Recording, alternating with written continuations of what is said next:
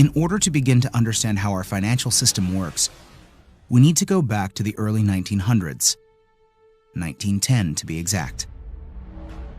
Everyone at some point in their lives has heard of the Federal Reserve, but most likely don't understand what it is or how it works. The Federal Reserve, referred to as the Fed, is a central bank that many economists refer to as the biggest robbery ever enacted on the American people. The reason for this is because the Federal Reserve is neither part of the federal government nor does it have any reserves. Yet, this single organization controls the money supply of the most powerful country in the world. The Fed is very diligent in hiding the fact that they are not part of the government. The last thing they want the American people to fully understand is that our government does not control our own money. In order to achieve this, they were very clever and decided to call their institution the Federal Reserve.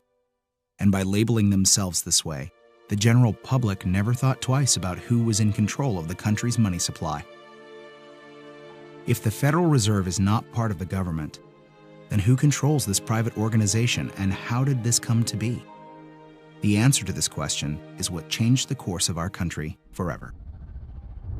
In November of 1910, a secret meeting took place of 6 bankers and economic policymakers who represented the financial elite of the Western world. It was hosted at the J.P. Morgan estate on Jekyll Island in Georgia. In attendance was Senator Nelson W. Aldrich, Abram Piatt Andrew Jr., Assistant Secretary of the Treasury, Frank Vanderlip, President of National City Bank of New York, Henry P. Davidson, Senior Partner of J.P. Morgan and Company, Charles D. Norton, President of First National Bank of New York, Paul Warburg, Director of Wells Fargo, Benjamin Strong, the emissary for J.P. Morgan, and coincidentally, the first president of the Federal Reserve. Years later, Frank Vanderlip referred to this meeting as the actual conception of what eventually became the Federal Reserve System. This meeting was so secret at the time that not even the names of those who attended were mentioned to the servants who lived and worked on the island. The men who attended came on a late-night train, claiming to be on their way to a hunting expedition, but instead, these bankers met with Senator Nelson Aldrich to draft what would eventually become the Federal Reserve Act.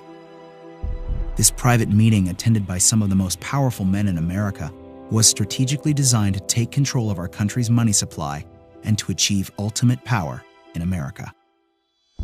Mayer Amschad Rothschild, one of the most powerful European bankers of his time, stated it best when he said, "Permit me to issue and control the money of the nation, and I care not who makes its laws."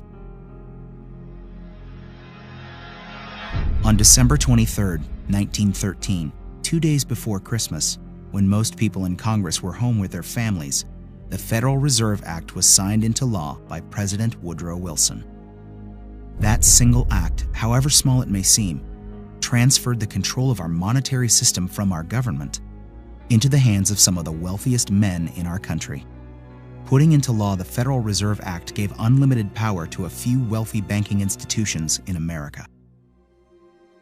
The Fed has the power to issue currency, manipulate interest rates, and run secret bailouts. Yet Congress and the President are not allowed full oversight over this powerful organization. The Federal Reserve enjoys a monopoly over the creation of our nation's money and credit, but for 100 years, they have never been completely transparent and accountable about it. And we don't have to look back too far from today to see what it looks like in real life. When testifying before Congress in 2009, Fed Chairman Ben Bernanke refused to disclose which institutions received trillions of dollars in these bailouts and loans, or give our representatives details about what deals were being made. So my question to you is, will you tell the American people to whom you lent $2.2 trillion of their dollars?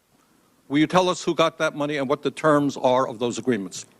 Hundreds and hundreds of banks, any bank or that has access to the U.S. Federal Reserve's discount. Will you tell us who they are? No. In an interview with Treasury Secretary Timothy Geithner, he makes the stunning assertion that conducting a full audit of the Federal Reserve, something never before done in its 100-year history, is a line that we don't want to cross. To be denied full transparency of these transactions after U.S. taxpayers contributed over $16 trillion to these bailouts and loans is unthinkable and unconstitutional. It is our right as American citizens to know where our money is being spent. It's very ironic that if you don't give the IRS full transparency with your finances, you go to jail. But if you're a private organization of elite bankers that controls the money supply of a country, you're free to do as you please without full oversight. This private organization is arrogant in the fact that the same accounting laws that apply to the rest of America do not apply to them. There is no other agency of government which can overrule actions that we take. Their control appears to be unlimited, and 2008 is the most recent example of how much power the Fed actually has on our country. Many of us were told in private conversations that if we voted against this bill on Monday, that the sky would fall, the market would drop 2,000 or 3,000 points the first day, another couple thousand the second day, and a few members were even told that there would be martial law in America if we voted no. That's what I call fear-mongering. The elite banking institutions took trillions of dollars worth of risk, and when they lost their bets, they threatened politicians to use taxpayer money to bail them out, or else we would face an Armageddon type of scenario. This historic change of power in America is again why many economists refer to it as the biggest robbery ever enacted on the American people.